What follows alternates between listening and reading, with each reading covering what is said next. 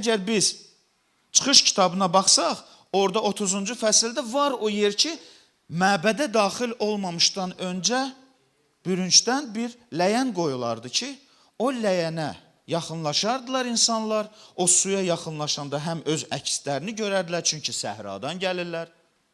Səhrada ola bilsin ki, ayaqları, əlləri, üzləri çirklənər və əl üzlərini yuyarlar və paçlanıb daxil olarlar.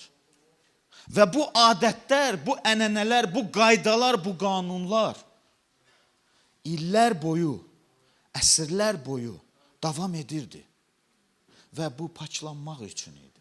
Allahın kəlamı, İsa Məsih kəlamında dediyi kimi, mənim sözlərim sayəsində siz artıq təmizsiniz.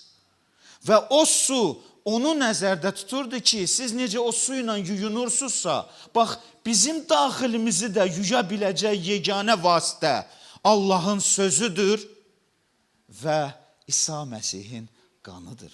Amma İsa Məsih yeni bir əhd gətirdi və suyu şəraba çevirməklə hər bir orada olan İsrail xalqında, o toyda olan insanlara göstərmək istəyirdi ki, o köhnə əhd hansı ki, Allah Taala'nın Musa Peyğəmbərlə bağladığı o əhd artıq köhnəlib. İsa Məsih yeni bir əhd gətirir. O əzab, o ağrı, o yük dolu həyata yeni bir həyat gətirir.